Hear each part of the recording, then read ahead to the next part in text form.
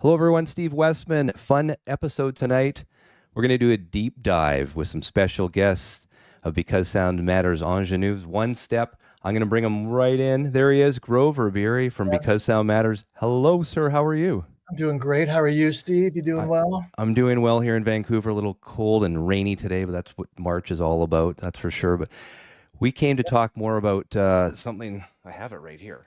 I think the folks will be excited. Here it is. Yeah. Great. The One Step Great that record. you did. We've got some guests today want to talk about it as well. I guess we should bring them in. They're probably waiting, going, Yeah. It's let's do this. It's a long history, and there's a reason for each of these folks, right, to be here, And so I think first up will be Chris Bellman. Chris, the great mastering engineer, cutting guy, etc. at Bernie Grudman. Yep. He's actually mastered Ingénue from the very beginning, from the CD version all the way through till the One Step. And so he's got an interesting perspective all along the way. And then we also have the legendary Michael Fremer, who is joining us because 10 or more years ago, I asked him if he would make me a transfer of the only vinyl pressing I knew of Ingénue, which was a German pressing. And of course, Michael had it. And so we've been talking about Ingénue for many, many, many years. And then we're so lucky to have Ben Mink, who was the co-producer of the record, was along for the ride creatively every step of the way, co-wrote all the records, and obviously was intimately involved in the creation of this legendary record, which is just an unbelievable listening experience. So well, I'm excited to have Ben on because fellow Canadian. I mean, he's a silver tractor for Murray McLaughlin. He's also did work with Bruce Cockburn. I mean, obviously K.d. Lang. FM, big band, Canadian band from the 70s, and he's one of the first bands to ever go direct to not using tape. So that was in 1977. His direct recording that he did with FM back in, I think it was 1977. We can ask him about that. So I think that was really cool. So as a Canadian, of course, he's been around a long time, and he was involved with that song by Feist, 1, 2, 3, 4. Oh yeah, of course.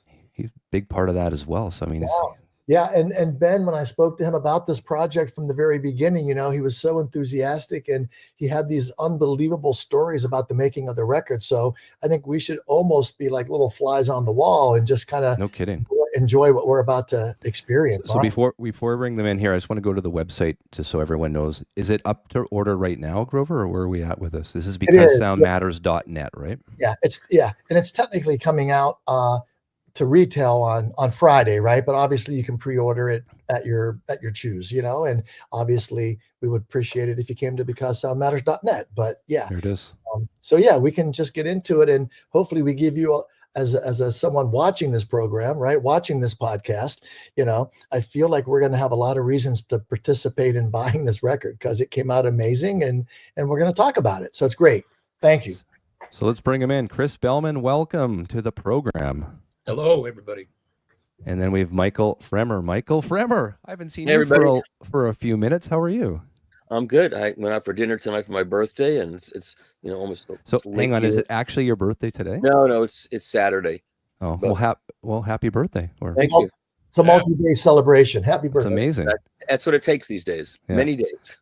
And then I'm going to bring out my fellow Canadian from the other side of Canada. They call it God's country if you're Canadian, from Toronto, Ontario. Ben Mink. Hello, Mr. Mink. How are you? Oh, hi. Thank you for inviting me. We got you all on here. I mean, we came to talk about. I mean, I don't know if what order we want to go into, Grover, but of course, I want to talk about the Because Sound Matters One Step. And I thought it was really cool. If you guys, obviously, no one's gotten the record yet, but we did.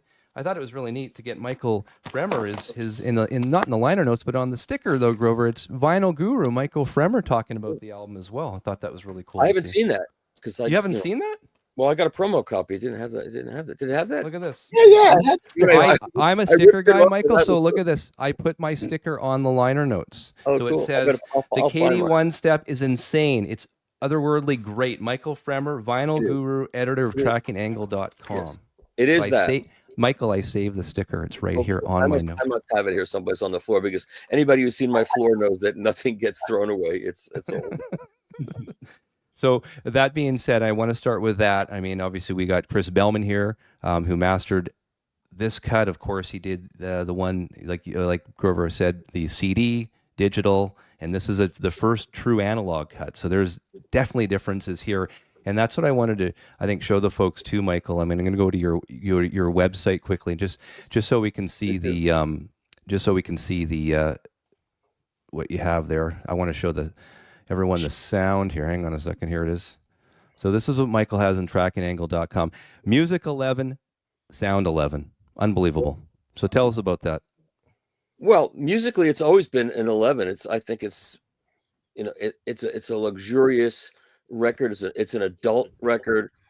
It's not a cowboy record. I want to talk to Ben about all this cowboy stuff, but it's an adult record. It's a confessional. It's got multiple layers of meaning, and it's a very daring record, I think, musically, and it's exposing. I think she really exposed herself on that record in a very positive and adult way. So musically, lyrically, of course, it's an 11, and the music is cathartic, and it's luxurious, and it's thank God it was well recorded, because it deserved the kind of recording that it got. And the sound of it it's so luxurious sounding, and it just flows. This latest cut, it just flows in a way that the others are good, but this takes it to another level. You're right there. It's very intimate, like you're right in the studio with the recording. However, one thing I'll say, Chris, you did not DS this record, did you? Yeah, I did, actually. So yeah. There's still a little bit, but it might be the microphone. Sometimes microphones have a little bit of S. So if you have that problem at home and you get this record, then you might want to just increase the tracking force a tiny bit to get rid of it. I had to do that on my stupidly expensive turntable, but sonically it's so transparent, and she's right there in the room, and everything, it just sounds three-dimensional and luxurious, and it's the kind of recording that I wish people were making today, but very few recordings are made this way. So, and it was done to tape. So Ben, you did it to tape. Was it frustrating that it wasn't put on vinyl, all analog, or does that not matter to you? Because that doesn't matter to a lot of people. No, it didn't matter at the time. I mean, we recorded it, and every process was analog up to the point where it was pressed into a CD. And no one really knew what a CD actually was at that point. I mean, it was, advertised as something that will last forever. You can tie it to your car tires and it'll survive. Wasn't really true. But what was interesting was that when Tom sent me the copy, I'm listening and grooving, and I think it sounds great. And I'm listening to Save Me, and just didn't quite remember the fade being that long. And when I checked it with the CD pressing, I noticed there was an extra 25 or 30 seconds there.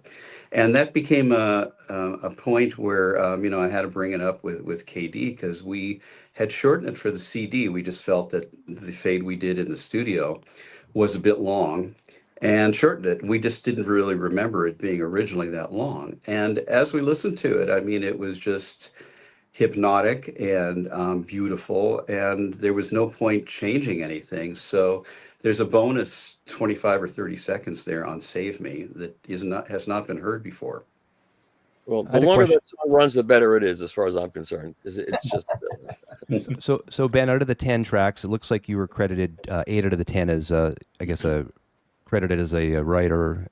Was that together with K.d.? Did you guys come sort of separate and come together in the studio with those? No, we wrote pretty much in the same room a lot of the time, and then if K.d. had to leave town for something, I would sit there and work on the basic arrangements as far as I'd heard, and record just rough strings and guitar overdubs and things. And when she came back to town, we'd listen to it and discuss it. Later on, when we were in the studio and we were either replicating the demo parts or using the demos, a lot of things people don't realize is one thing people don't realize is how much of the demo is actually the record. Like Save Me itself, she sang that vocal with her dog barking in an apartment. People agonize about what mic preamps to use. We had a rented 414 microphone from Long McQuaid. We had a Fostex tape recorder. We had no mic preamps, nothing. She sang it.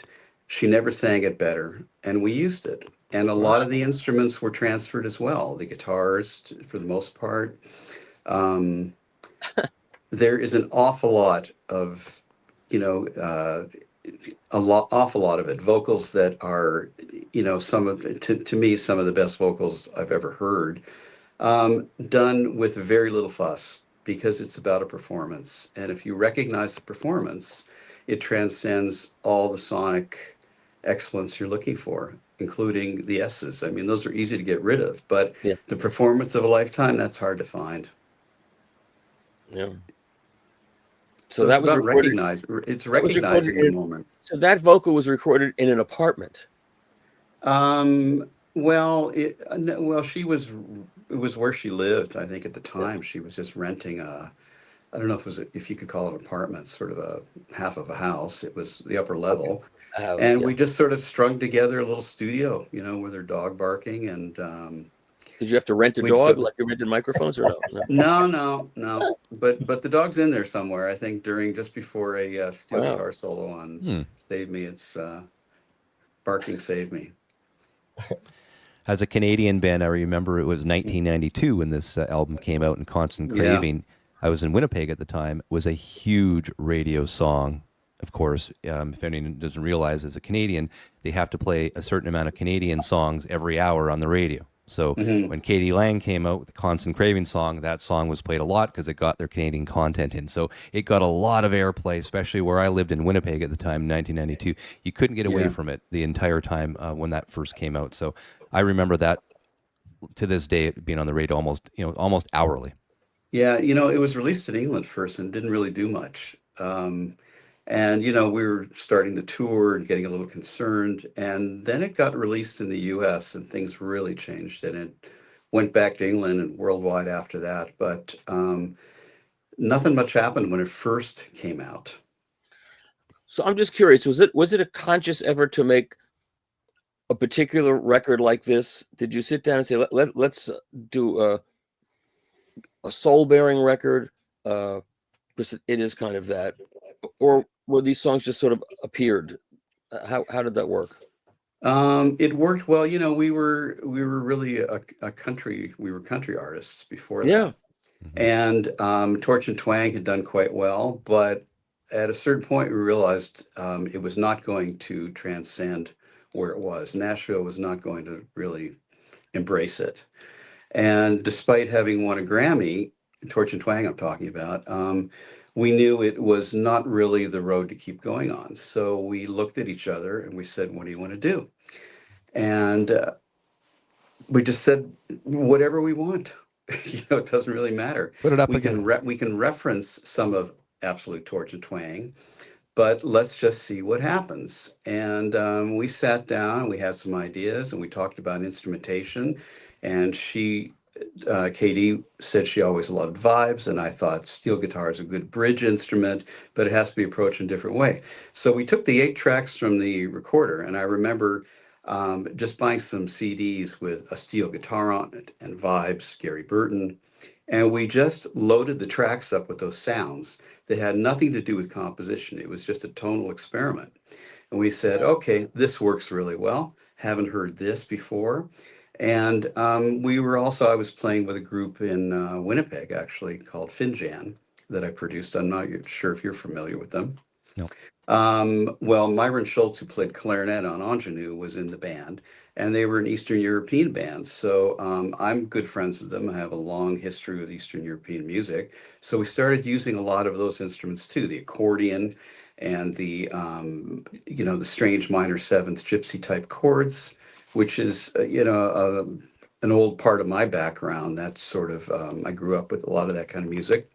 And we just started incorporating whatever we felt would work. And it was not a conscious decision about where to go. We mostly will listen to something, and if we look at each other and say, no, like you wouldn't have a wah-wah pedal on the song, it would date that sound. It's just you experiment. It's like cooking food, you just try different spices and something's going to work. Did the lyrics flow from those arrangements, or no? She would basically take the lyrics much later. She needs to be inspired. It has to come from a real place. Occasionally, I'll throw my 2 cents worth in, and say, you know what? Possibly you could use this. Possibly you could use this. I'm good with hooks. But I think for someone like K.d. who had to sing it, she needed to believe it. And I think there's no better way to get it across than have the singer fully feel what she needs to project. So I don't mess with that too much. So Ben, when you mentioned loading up certain music to sort of reference in 8 tracks, so does that mean you made this record like in an 8-track studio or no? I had a Fostex 8-track at the time, and that's basically that was my tool. So I would use 1 track to sync the drums with. I had a Roland R8, I think it was. And that track would be designated to simply sync the drum machine in case I played it with anything else. So really we had 7 tracks.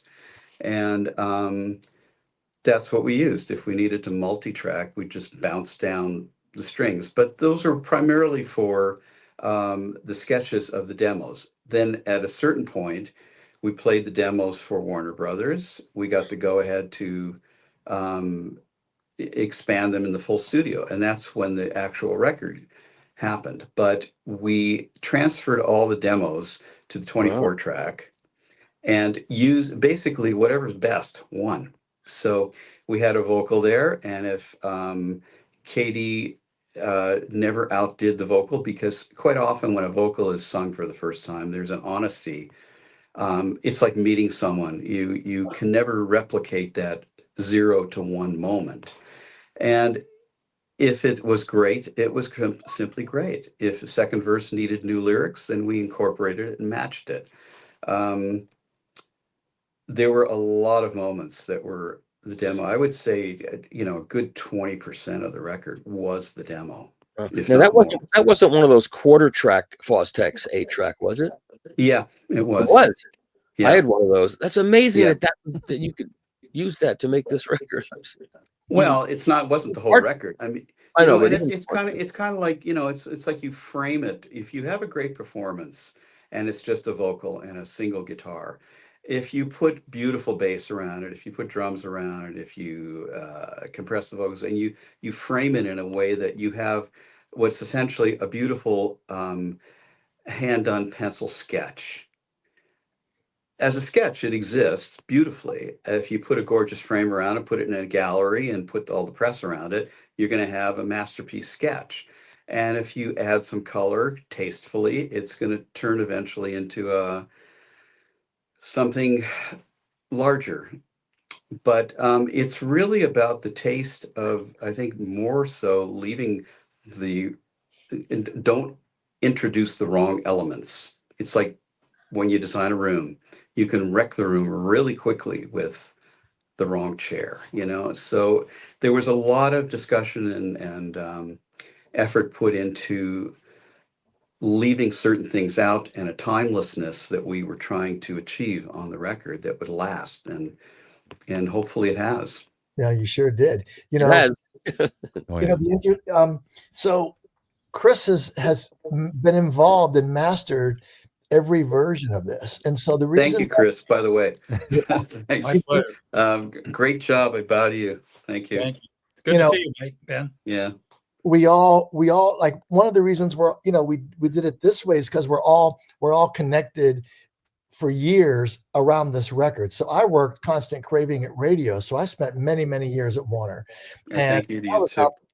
I was out there in the middle of Ohio and Pennsylvania, trying to convince people to play this record. And Chris cut the record. And, like I was saying earlier, Michael's been such a fan of this record, and he's the person I went to get a copy of the German pressing. I think this might have been before Discogs even existed, I think. And Michael was like, "Oh, I've got it." And, so this is all connected for we're all here for like a reason. And so, Chris, my question to you is, how in the world did you have your original notes from mastering the CD 25 years ago?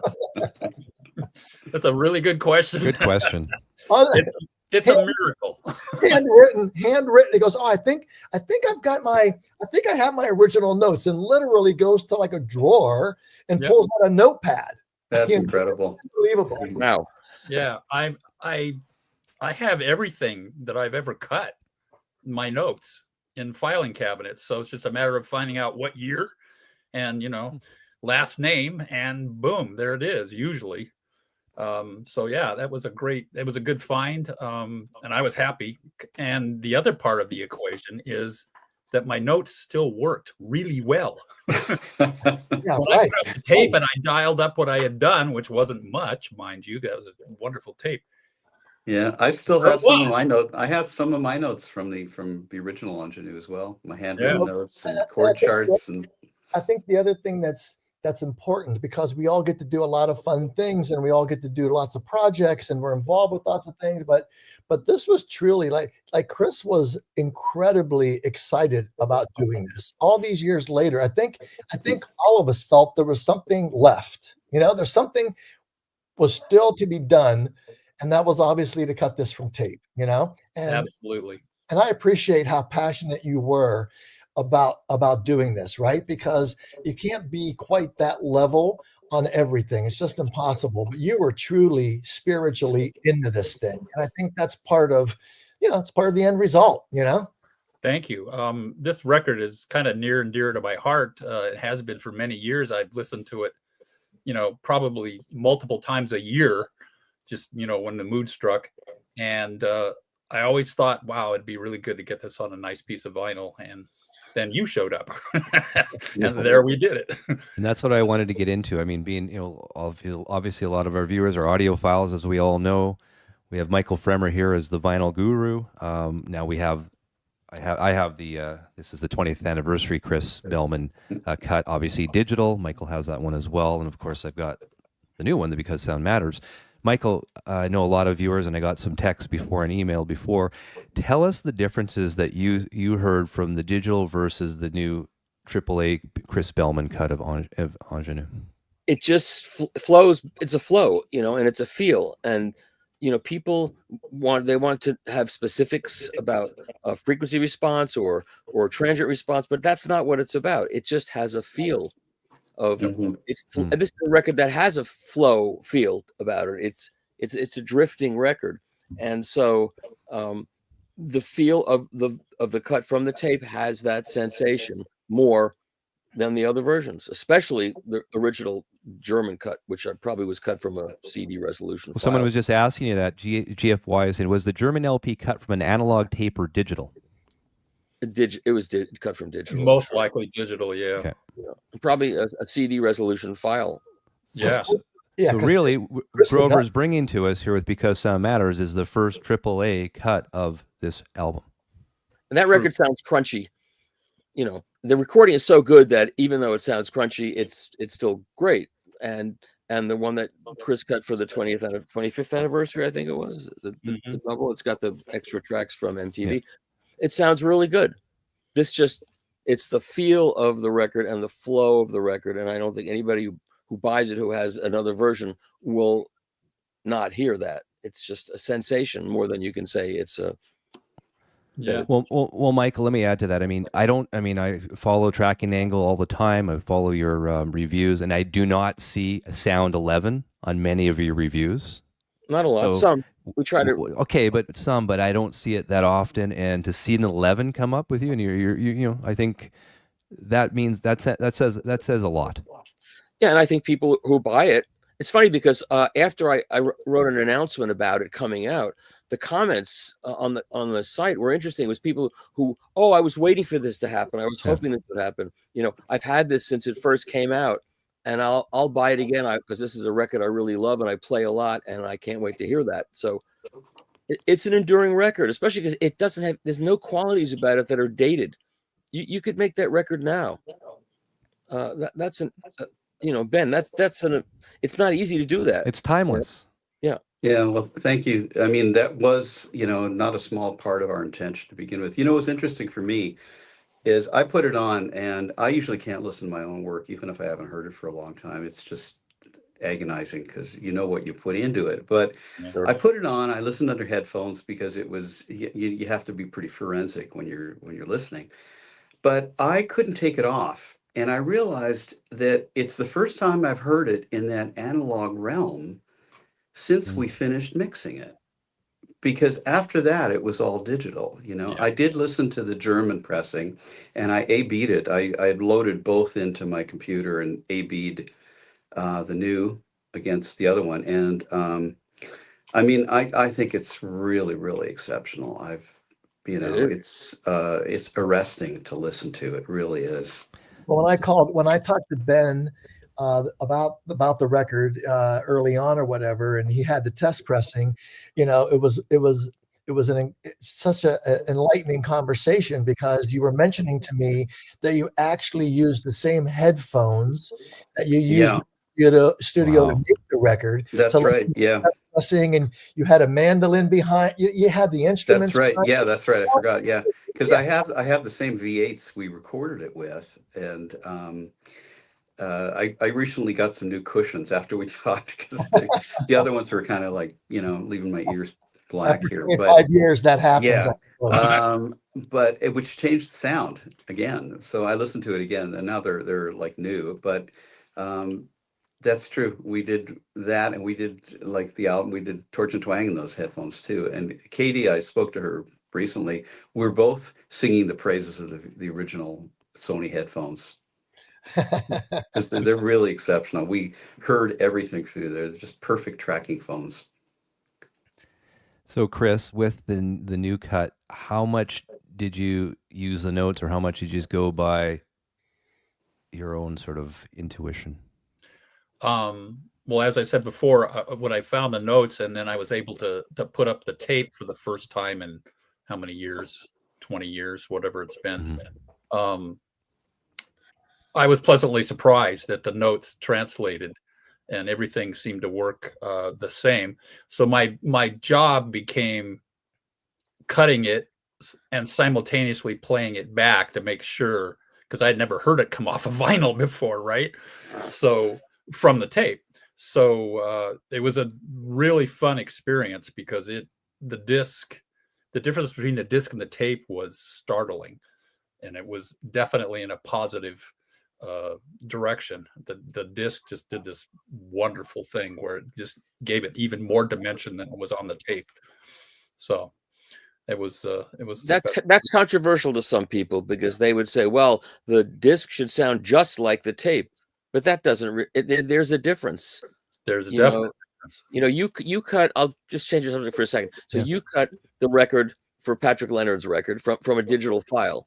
Correct. And we played that back in New York, and Kevin Killen, who mixed it and who did most of the engineering, was there in New York at this store when we played it back, and he was very skeptical about why would you make it. I know Patrick wanted a record, but why would you make a record from a digital file? And we played that back, and he said, first of all, I understand now what putting it on a record does to the file.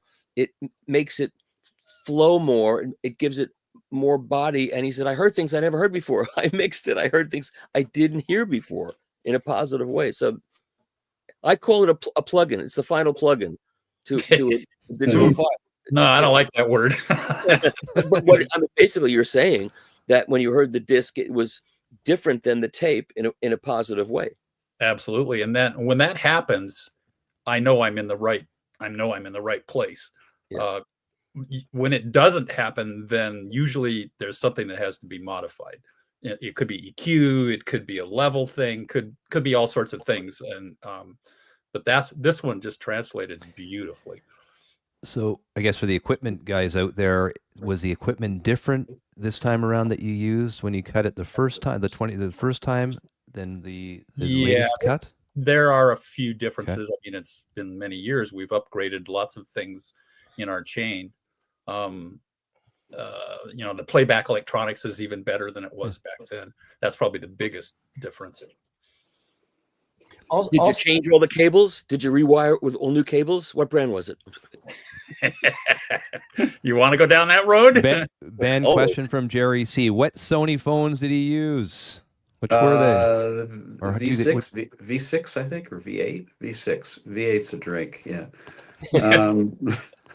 Yeah, the Sony V6s. They've been the closest you can buy now. I think it's the Sony makes another one called 7506 or something like that. It's easy to find online, and you can purchase them. You know, I bought another couple pairs too for taking to the cottage that are very close. Not quite the same, but very close. And they're not expensive. Is that a pro audio piece or a consumer piece? No, I think it's a consumer piece, but you know, a lot of the major music stores would carry it. Yeah. But the V6 is not available anymore. Yeah. So is she retired from singing now? Is that what I've heard? I don't really know where her, you know, we speak and we laugh. And I'm not sure where she's headed really. You know, there's it's a strange world out there right now. Oh yeah, right. Ingénue and we're Canadians, you know. So well, I'll tell you, I think at this point, many of us wish we were Canadians. You saw that Bob Ezrin. You see that Bob Ezrin, who has Canadian citizenship, he announced his American citizenship. I know. And he's building a wall with Roger Waters, actually, but no guess. Very good. So Grover, what made you want to do this particular album? Like, is it just because obviously incredible album? What made Because Sound Matters and Grover Biery want to do this record? It seems super logical to me, you know, because, you know, I knew there was a tape sitting around that had never been put on vinyl. And, you know, I kind of personally just wanted the best possible version of it. And with all due respect to the reissue that None Such did, which is great, and the MTV thing is amazing, it wasn't the same. It just wasn't the same that I thought we could achieve. And yeah, it's pretty much as simple as me wanting the record in my collection. So is that when after that you decide, okay, I want to do this, and the process is you reach out to Ben at some point once you've got the approval or the green light for that? How's that work? The process is getting the executives at Warner to buy in, which was not a buy-in. It took 2 seconds, right? Everyone realizes that Ingénue is a very special record, and it does stand the test of all time. So it wasn't complicated to get, you know, the senior A&R guy, Robin Hurley, to embrace it. Everybody embraced it, right?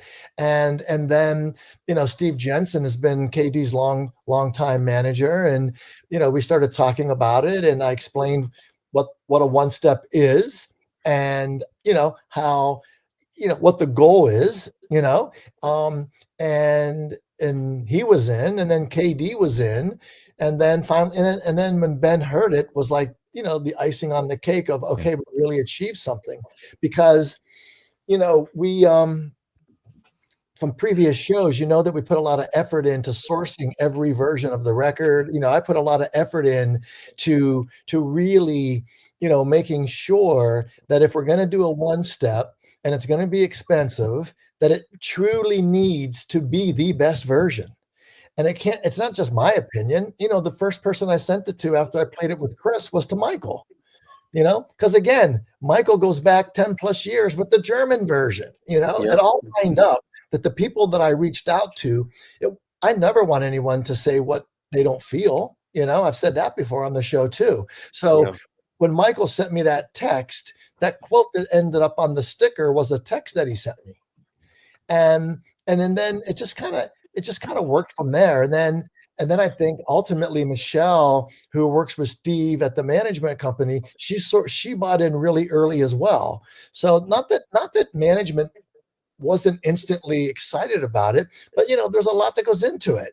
The record's been around for 25 years. It had a really good version on an anniversary that a lot of people put a lot of effort into, so you want to be careful not to do something just to do it, and I think, the response that Ben gave me after he heard it was like so rewarding, for all the effort we all put in that Ben didn't even know. He doesn't know Michael. He kind of knew Chris a little, whatever, but we all just naturally got to a place that when KD heard it and when Ben heard it, it was an exclamation point on why I wanted to do it. Does that make sense? I think everyone wants to know. I mean, we know what Ben thought of it.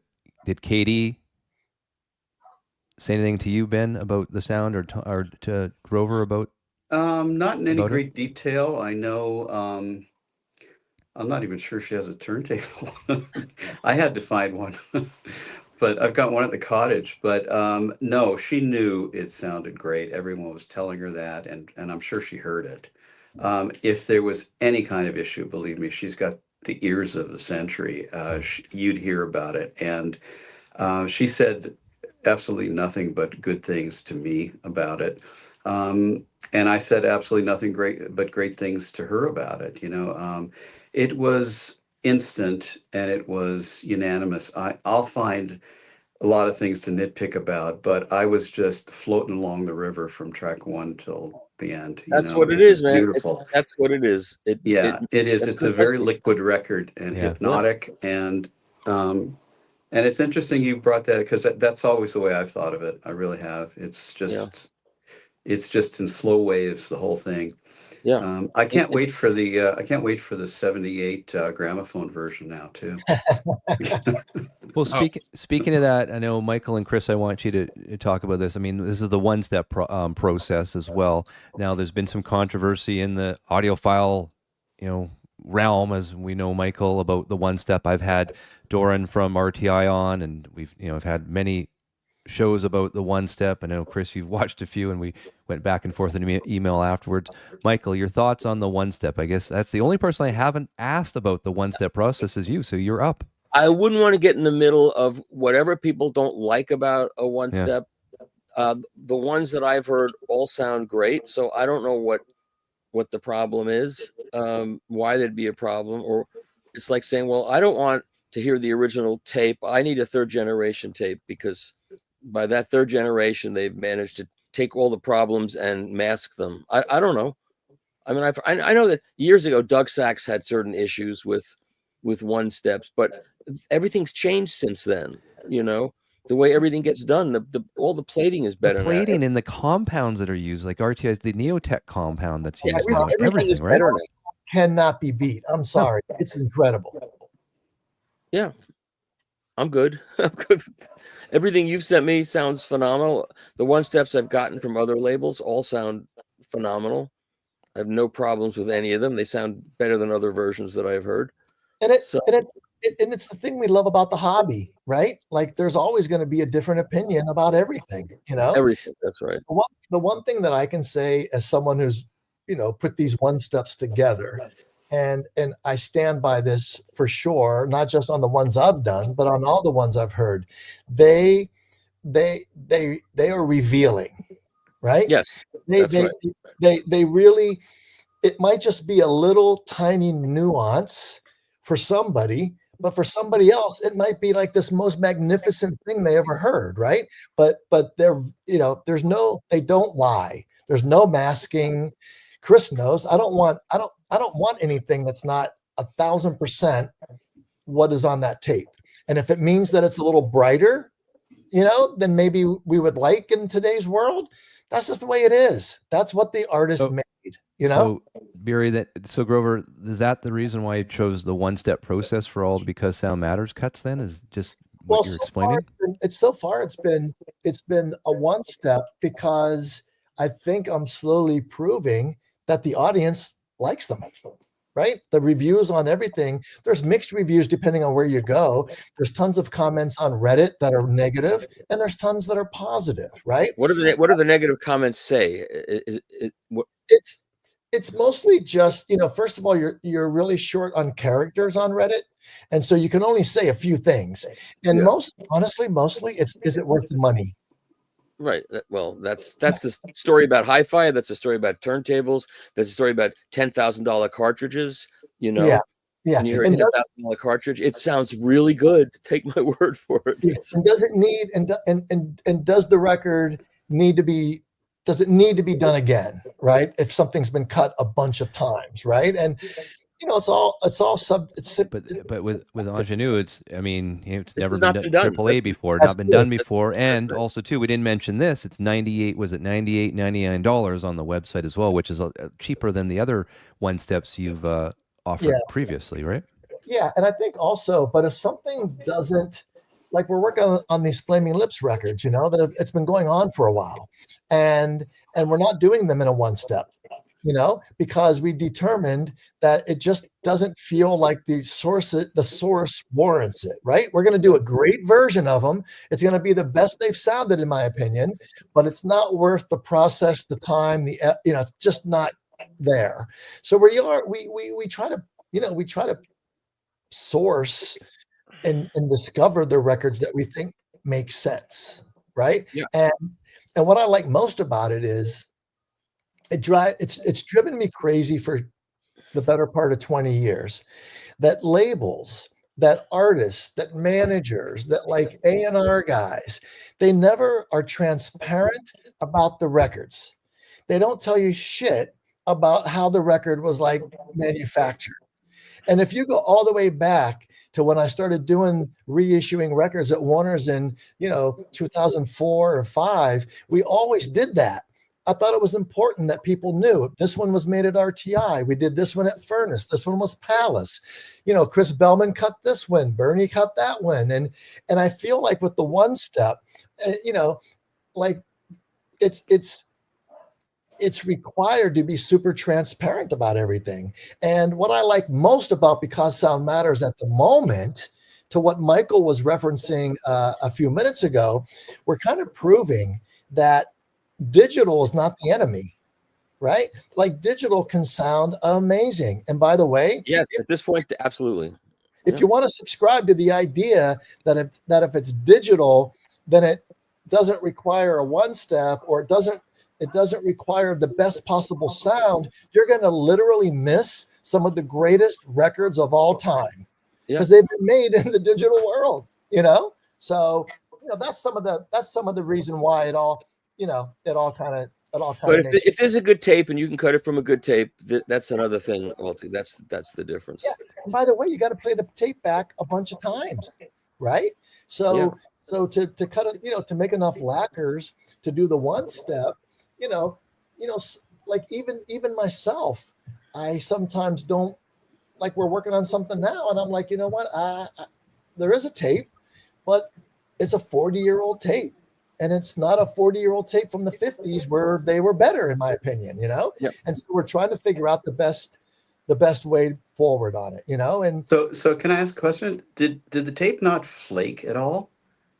Like, because I know certain Ampex tapes dissolved at certain times, and I've transferred things, and it's been, you better start recording now because you get one shot at it.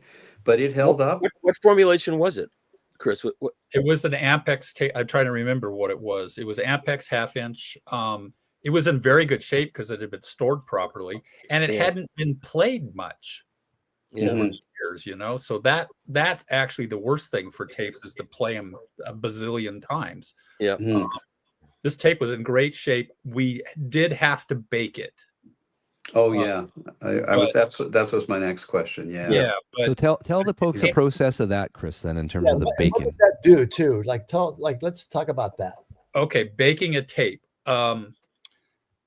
Certain types of tape, unbeknownst to the manufacturer when they created those tapes, after 25 years of sitting on a reel, they started to ooze or outgas, if you will. They would ooze this oil, and it would literally gum up the playback head.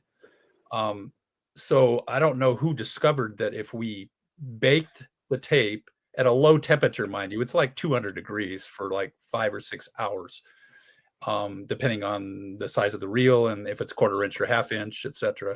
2 inches even worse, of course. That the tape would become very playable, and it wouldn't ooze the oil any longer. And in most cases, you'd get another months of playback out of it. There were some specific types of tape that you literally could only play it once or twice, and then you'd have to bake it again. But those were pretty rare. But this tape, we baked it once, and it was fine.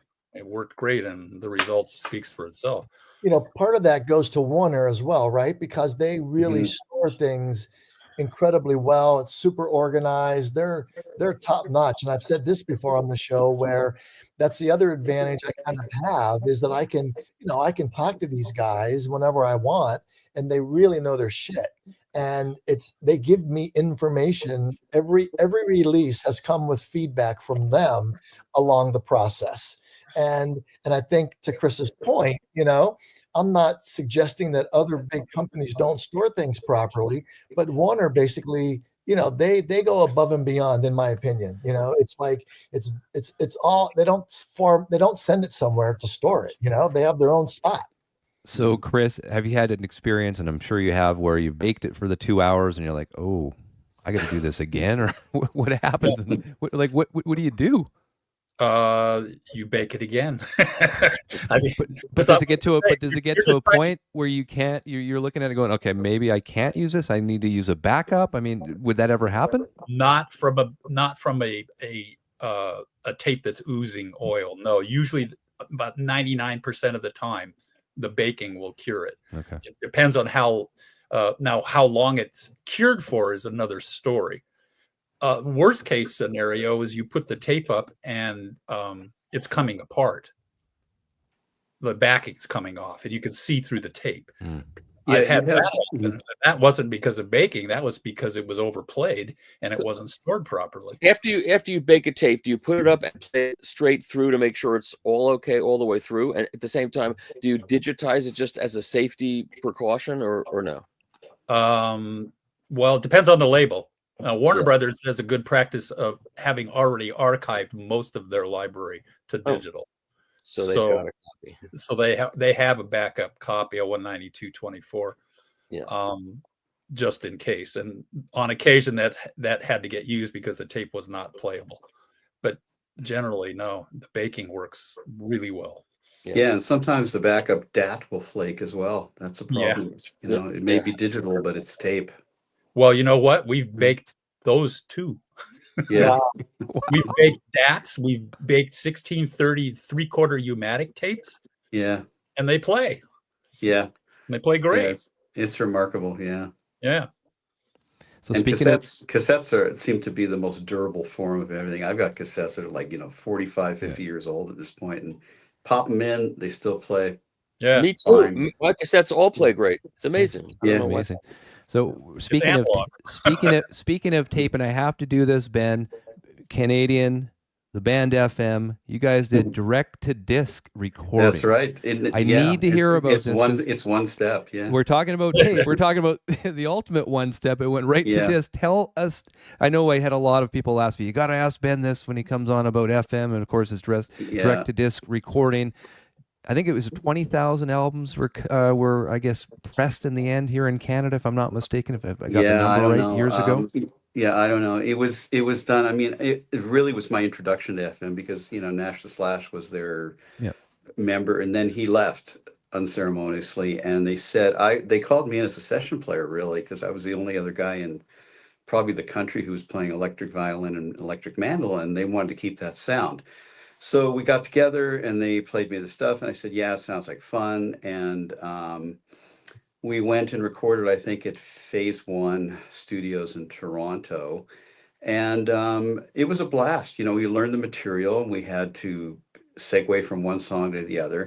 And if there was a mistake or a piece of gear went down, you started again from the beginning. And I've still got some direct-to-disc outtakes where they're not finished. I just came across them and clearing out my basement with all the archival stuff. But it was just fun. I remember I had about 14 coffee cups lined up because we just kept going and going, and effects were done live. The engineer would just, if there was something phasing or, the latest gimmick of the year, he would just do it live every time. And it was really, really fun, both sides. And it was done in, I don't know, one evening, maybe two. And that's it. Go out and get a beer, And I read somewhere where they pressed a whole different versions of the ones that you recorded. So if you got the record, it might not be the same one that your friend bought. I don't There was know different about that. versions. I read that somewhere. It could be. I mean, but I mean, there were certain improv sections within the pieces themselves, and that would be the variations. They were approached more like jazz recordings. There was a head, and then we improv'd. So you're probably right. There is probably something out there, or someone found an outtake, because we probably Right. did each take 20 times. There's going to be discs that are So today you digitally piece them together, but. Here's a question, I guess, another Canadian here for Ben. Do the original tapes still exist for FM's Black Noise? Any plans on reissuing the album and any other FM titles? I don't know, really. Black Noise I wasn't really associated with. I met them just after that. And Cameron Hawkins is the fellow to ask. I think Black Noise was originally produced and paid for by CBC. And it may have been purchased later by Passport Records, which did the next record as well, Surveillance. So the answer is I don't know. I mean, it's been pressed onto CD as well, and I think you could purchase it somewhere from Germany, but there's enough illegal copies floating around. Another Canadian connection. Take one and put it on vinyl, Another Canadian connection. Ben Mink played electric violin on Rush's song "Losing It" from the Singles album. Do you remember much about that session? Oh, I remember everything about it. I remember the coffee and Canadian Club whiskey I was drinking, most of it. Yeah, I remember. I don't know. It depends what you want to ask about it, but it was it a long so session? much fun. It was so much fun. I was very nervous. It was a difficult song, and I didn't want to disappoint the guys. They're the most wonderful people on earth, and they're friends. And yeah, we were in Montreal at Morin Heights, and went there and did the original, more of the supportive string parts first, and they all had ideas, and then it came time for the solo, and they just said let loose. So I winged off a bunch of solos, and Geddy and Paul, what's his sorry, forgive me. I know the producer, his last name's Brown, but Terry Brown. Edited it together and played it for me. It was good. And I went home. It was a tremendous amount of fun. I had a lot of fun too while Geddy was doing his vocals. We put together a little trio, Neil and Alex and me, and I played guitar and Alex played my violin, and we did a whole set of wedding standards like Wipeout and Yellow Bird and all the it was called the Alex or the Ziv Orchestra, based on Alex's last name. And there's a picture of it somewhere online, and I have the original tape of it. But yeah, I have a lot of wonderful memories. I don't want to bore anybody here. No, but I mean, we got a lot of Rush. Were they tight in the studio as a? Were they trio? tight? Yeah, were they tight? Like they worked? It was amazing. Neil would do his parts solo sometimes. Can you imagine a 7-minute song with that kind of precision solo? Yeah, they were incredibly tight, but they would sometimes separate the parts of recording to isolate just for the isolation and the clarity. But they're remarkable musicians. I mean, they could play perfectly together or separately. They had their own language, they're not really trained. Geddy does not know much technically, and I'm sure he wouldn't mind me saying it. I mean, he's an incredibly gifted musician, but you tell him to find a B flat on the bass, and he would probably not be able to, because he learns it in a language that he and Alex and Neil had developed, where they would memorize long riffs and piece them together with nuance and power and with eye contact, almost the way Indian music is created. It's an ear-based music with eye contact. And if they say, do this, you just do, or you lean to the left. And after years of playing together, everybody knows that means slow down and stop in 4 bars. Just remarkable, really. It was lucky for me to experience, because I learned a lot too. So were you classically trained as a violinist? Is that how, when you were a kid? Like, how did you get into that? No. My sister, we lived in Cleveland, Ohio, and my sister was able to audition and get into a violin course at the conservatory under the concertmaster. His name was Antrel Brusilov. So she studied. She was 5 years older than me, and I used to have to go to the lessons because we couldn't afford a babysitter. So I'd sit on the ground, listen to her play for years, but I didn't pick it up. And one day she decided to stop playing, and I decided to pretend it was a guitar. So I picked it up, and I could always kind of play it, the way a kid would learn a language in the kitchen, listening to his parents speak.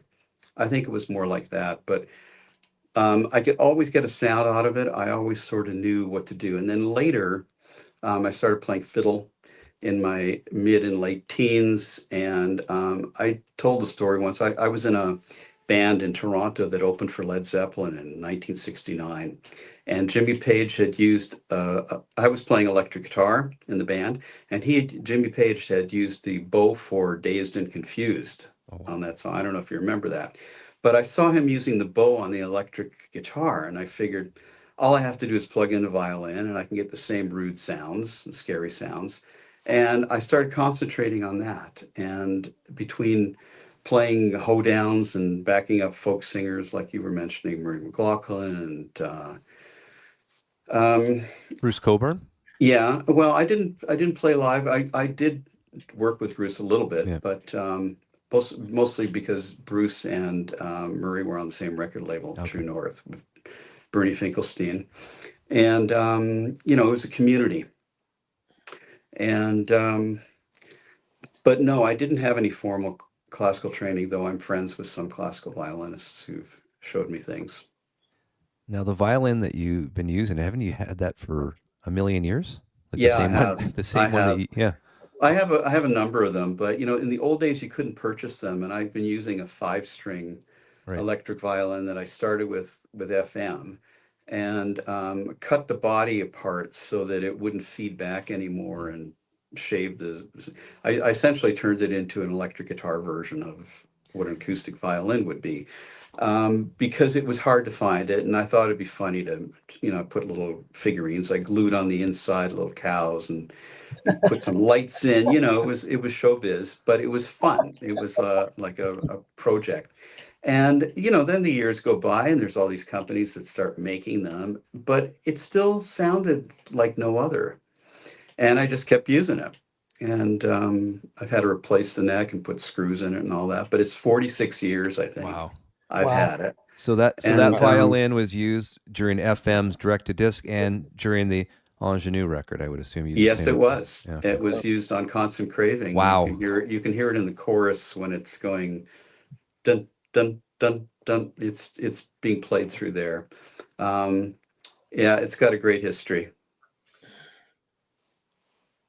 Now we'll have to all take our copies out and listen for that. Well, I want to listen to the dog barking. Yeah, is it on Save Me you were mentioning, Ben? Is that the song? It's somewhere in there. I'd have to go back to the isolated. Chris, did you catch that when you? I did not. That's a new one on me. I didn't. No. K.d. had a dog called Stinker, and used to be at all the writing sessions, and the dog would bark, and a lot of times it would bark on beat or not, and we would just leave it in there because it's all part of the room. It's part of the moment, I like that. So I think Grover, I've been lots of comments here. Can you please answer this? The Flaming Lips due for release when? March? When's it coming out? Can you tell everyone? I can't really tell you when it's coming because we've just had some back and forth. Okay. But I'm hoping for June at this point. Okay, Craig, Jay, and others. June. Flaming Lips. And the soft bulletin at the same time. So you say back and forth, you're just back and forth getting it to mastered, or you're just trying to get the deal worked out? What does that mean? Of it, we are doing it at 45 RPM. The record's been kind of long, and now it's going to be across 2 records. And is it a Chris Bellman cut? It is not. Okay. It's a Levi special. Okay. So that's the answer on the Flaming Lips. But finally, everyone was asking. Thanks for your patience. Coming soon, hopefully. Yeah. So Michael put up a bunch of the K.d. Lang records there. Is there any other ones that you would possibly look at doing in the future? Does it depend on sales? I know the one that's coming out, we didn't mention this, is limited to 3,000. So that's not a lot. It's not a lot, I think it's enough, but it's not an over amount, and it just feels like the right amount, Yeah. This must have been cut from tape, right? This must have this. Tell us that one, Michael. Which one do you have up? Let me put it up on full screen. Shadowland was done at Bradley's Barn in Nashville. So I assume that's from tape, and that's a very good sounding record too. Well, that's one that they're all good records. Yeah, they're all really great sounding records. That is one that we've talked about for as another one. But the other K.d. record that I personally think would be really interesting in an audio, like a real audiophile way, is 49th Hymns of the 49th Era. Yeah, I was going to suggest that. Yeah, because I mean her version of Hallelujah alone is worth doing that, but then when you go to Helpless, I mean, it's just phenomenal. That's a phenomenal record. That was entirely vinyl, and it was largely live, like one take performances. Really? The strings were overdubbed, and a couple other things, but the philosophy of the record was, let's not kill ourselves with a lot of agony. Let's rehearse it. Let's record it as live as possible. Like there were just 4 instruments essentially. We all played together, and it was done entirely to tape. I remember one machine we used warbled, and we couldn't really get rid of it. I think it would. Can't remember what song it was, but we just went with it. And you can actually, if you listen to it, or if you had it on a graph, you'd hear the speed slowly change throughout that track. And we overdubbed the strings on top of it, which leveled it out a bit. But the whole track is kind of drunk, but we couldn't mess with it because the take was too good. So we just went with it. But that would be a great one to redo. You'd have a lot of fun with that. There's only drums on one song, so it's very beautiful and symphonic. And then even Cowgirls, the soundtrack, is coming out for Record Store Day. Is it? Yep. And so I didn't know that. Yeah. And so that's coming out. But when I think of Shadowland and 49th, those are the 2 that personally I think lend themselves sonically to doing a really great version. And I think those records sound good from the get-go, but I think we could, I'm always out for the best. So Ben, do you have one song? I mean, you wrote, I think, 8 out of the 10 off of the album that really resonates with you, that you have the most memories with, or maybe it is your favorite song for whatever reason during the production of this record? They're all, they all have different meanings. I think, despite the fact that it was the big hit, Constant Craving, I think had a lot of. Did you guys know it was a hit though? Did you guys know it as a hit once you laid it down? No. You could say because maybe you did, but you had. But when you're sitting there playing it and you're rehearsing it, immersed. Like I knew that it had a backbeat. I knew it was more up tempo than the others, which were much more internal and meditative. We had a lot of trouble with that song. We tracked it once in the original key we wrote it in, and then discovered that it was not going to work for K.d. to sing the chorus in that key. And I went back, remember, because I really believed the track, and so did Mark Remar, our assistant engineer. and I redid the guitars in another key that night, which was, to me, it was like a turning point in my life, really. It's something you just do because you believe the song. It didn't take that long, but I retracted and then played it the next day for K.d. and she said, yeah, that key kind of works. Let's just kind of keep it in the running. But she wasn't really that fond of the song, and it was the last one to be mixed. We put a guitar solo on because there was a verse that didn't have lyrics yet. We just wanted to wrap it up. And I've got it on video too. I recorded some of the stuff, like the actual session and the recording of it, with the video. You generally don't put the hit as the last song on the record. That's what I was going to say too. It's the last song. So you guys didn't know. We didn't know.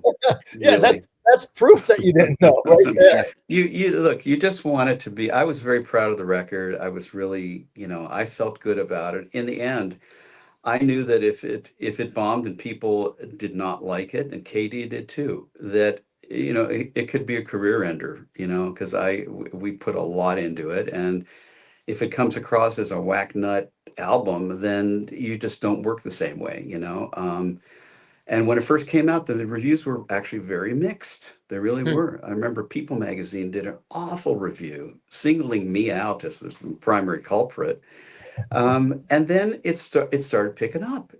Carl Scott called one day and he goes, it's changing. He says, if everyone was unanimous about it, that'd be bad. But he says, we're getting mixed reviews, and that's really good.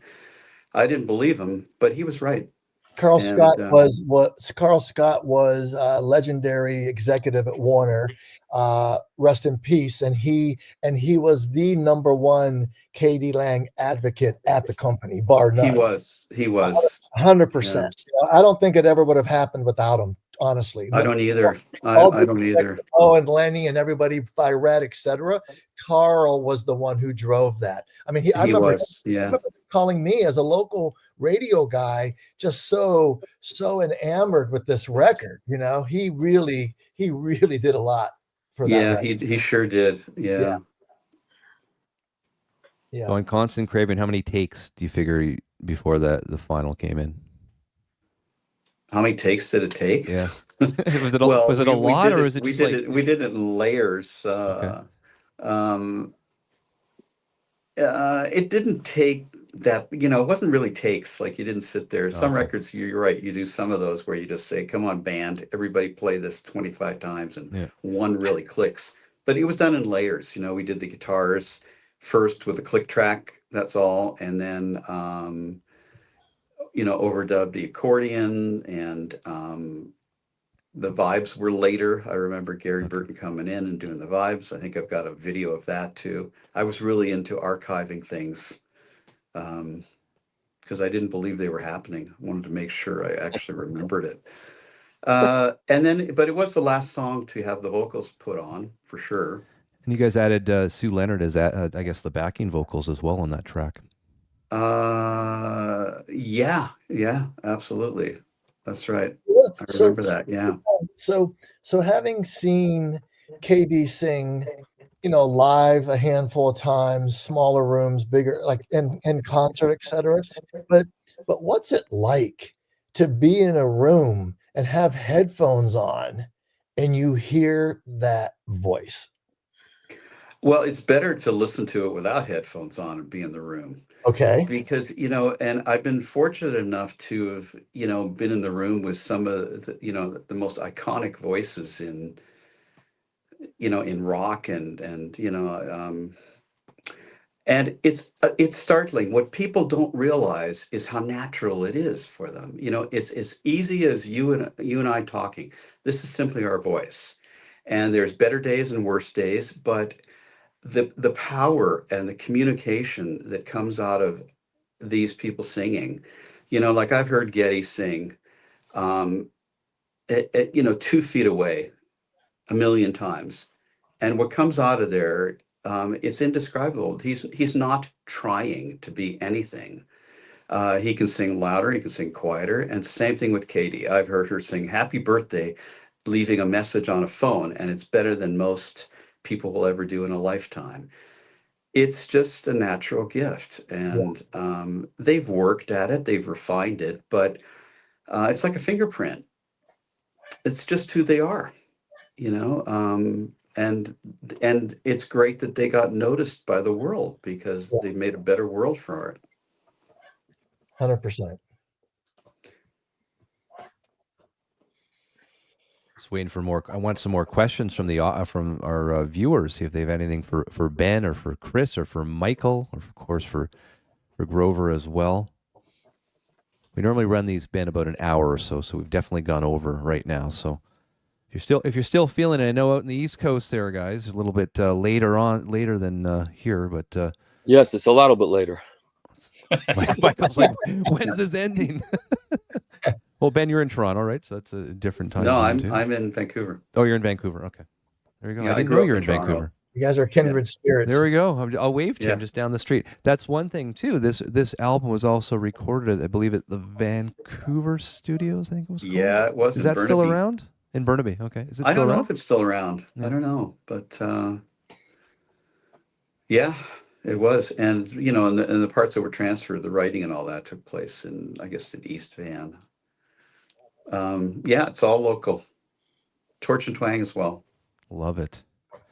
We had a lot of, I mean, over the years, a lot of bands came to Vancouver to record. I mean, in 1986, Bon Jovi's "Slippery When Wet" was one of their biggest albums recorded here in Vancouver back then. Oh yeah, and Heart were just here Heart? last week, and you know they're early. You know, all the Barracuda and That was you all know, Vancouver, yeah. all Vancouver. Yeah. When we Oh, and Michael, I'll send you another copy for Nancy.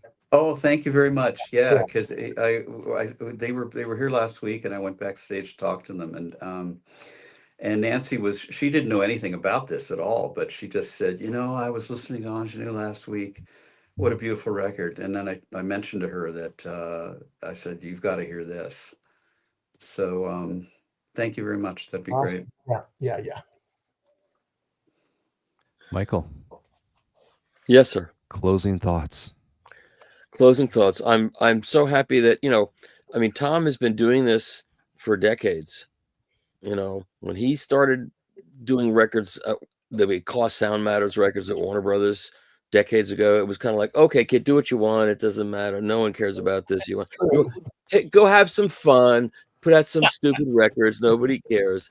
And now he had the last laugh, as all of us have, who really believe that vinyl is a great way to listen to music, and the whole thing of having a collection of records, and you pull out a record you've had for 50 years, it's your friend, and you pull it out and play it. And it's something about that, you know, now we know that young people will have that experience when they get older. They will be able to take a record out that they've traveled around the country with as they moved, and put that on the turntable, and it's an old friend that comes back to them.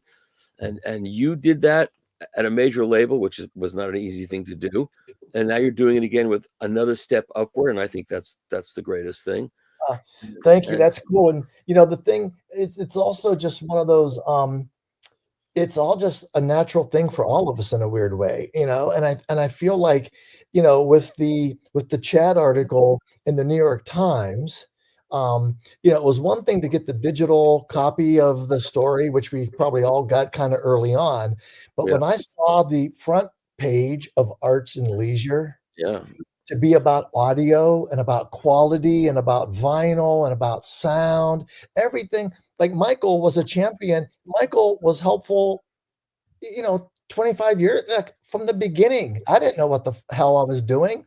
The only reason I learned how to do this is because none of the production people at Warner would help me.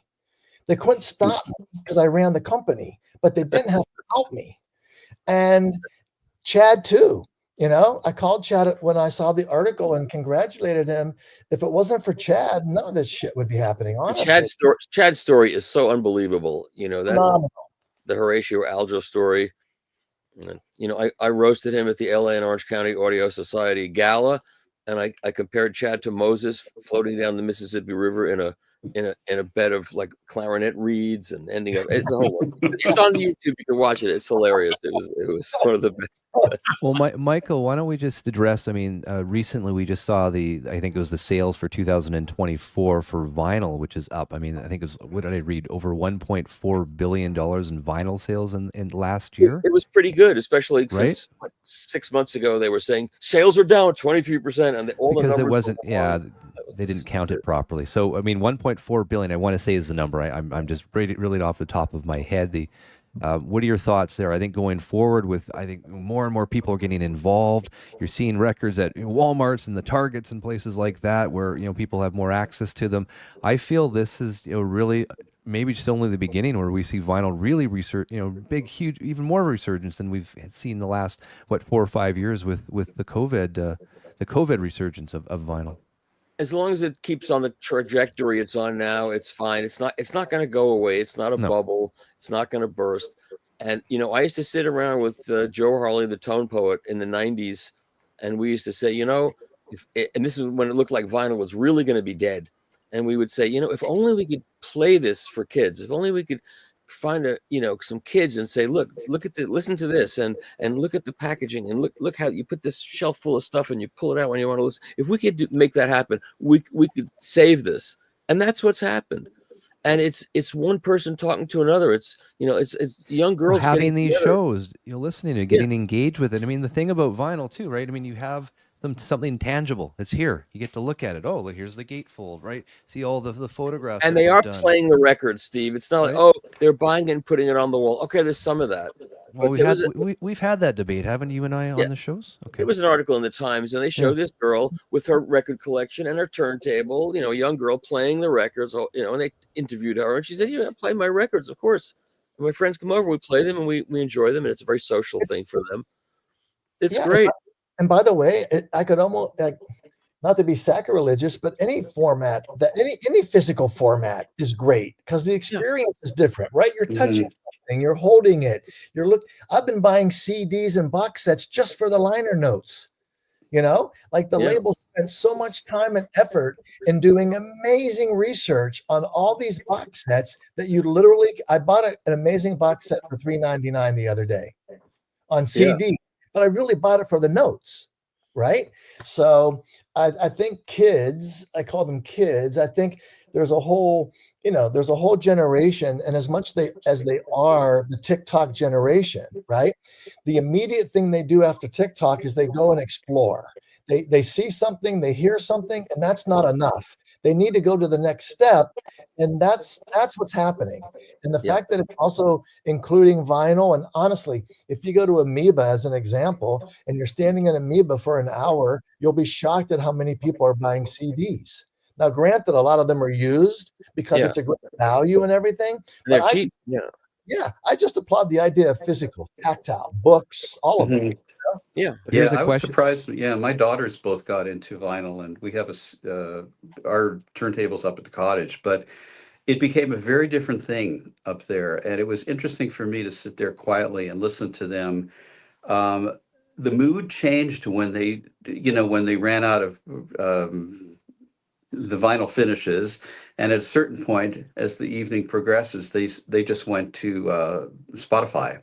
But it did change. The mood changed. There's something in the crackle, in the grease of the vinyl that affects the mind in a different way. Yeah, and it's not just our memory. It's not just our memories of parties and wonderful memories we've had. Because I think kids perceive it too. There's something in the zeros and ones that get filled in and felt. And not to say that one's better than the other. I do think they're two different things, but it's incomparable when you have a vinyl record like, Tom, you've done. It's just remarkable. It's more engaging, and the thing is, that you have to sit there, in 18 minutes or so, you're getting up to change it over. Whereas if you have Spotify, you press that playlist and you can run it for hour upon hour and sort of not be engaged in the music because it's playing in the background. And so because you put that record on, you're invested into it for that 18 minutes because you're going to run and shut it off otherwise. I think that's the big difference. It's like making dinner instead of ordering. Right? But you have By the way, it is one last ingenue thing, because when you held it up, it reminded me, it's a beautiful gatefold jacket too. Like Stoughton did an amazing jacket. Jerry Hayden, the original art director, was involved in creating it.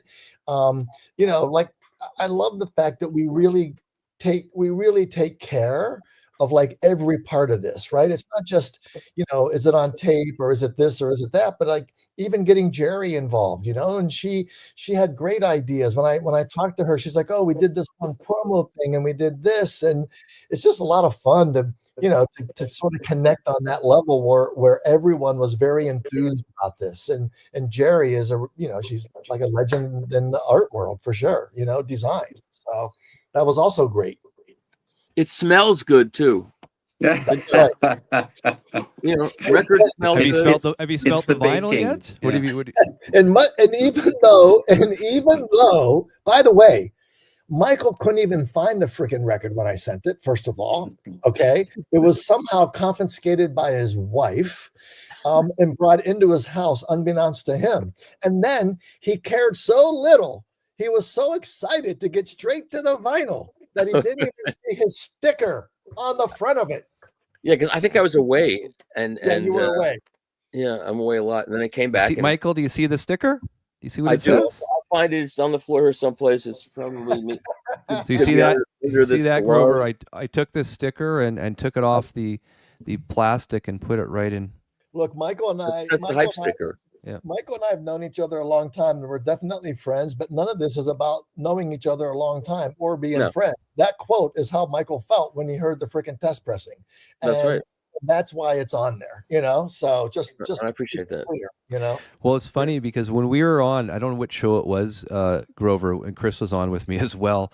And it was I think you just got an email from Michael because he had gotten the test press, and I have the test pressing as well. And I think the way you described it at the time, Michael, we were talking about it in that email. We're going, yeah, it basically blew Michael away.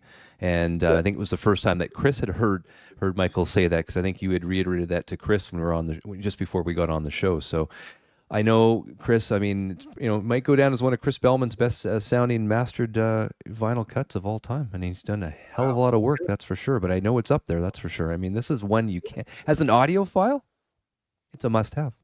There's a lot of good ones that he's cut. Come on, there's so many good Neil records that he's cut. Come on, his career is it's cut a lot of good stuff. Lots of good stuff. So I mean, it's unlimited. That's one thing, Chris, I was going to ask you.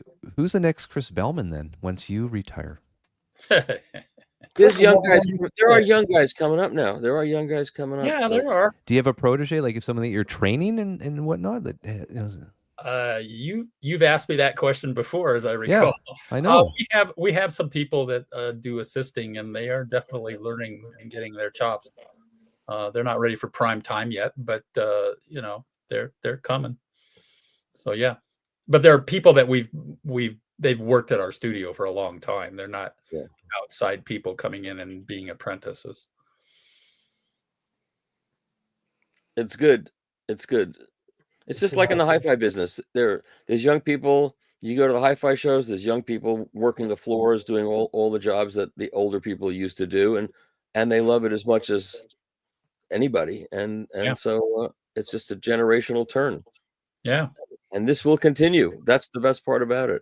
Absolutely. I was living in LA when CDs came out, and I remember going to Tower Records on Sunset, and the records were disappearing, and they had the CDs, and first they had the long boxes, and they were in these horrible trays, and it was like, what's going on here? This is terrible.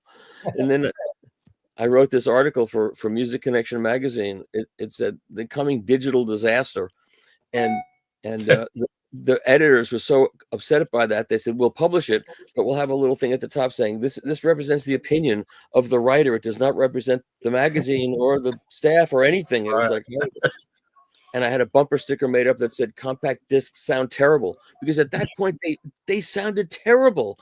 And people were saying, I got rid of my records and I changed over to CD. And I said, okay, maybe it'll get good eventually, but right now these don't sound as good. So what are you doing? Wait a while. You know? Yep. I think we lost Steve. You guys will never believe You'll never believe this. My power went out at my house just as we were talking, and to my cell phone. So that's why I'm dark. It's out. Oh my God! It's dark in Putin this did place that right too? now. So Trump did weird. that to you. It's amazing we can hear you. Yeah. And I definitely paid my power bill. So that's not the bunch of construction. They're putting more houses over where I'm at. So that's what's happening here.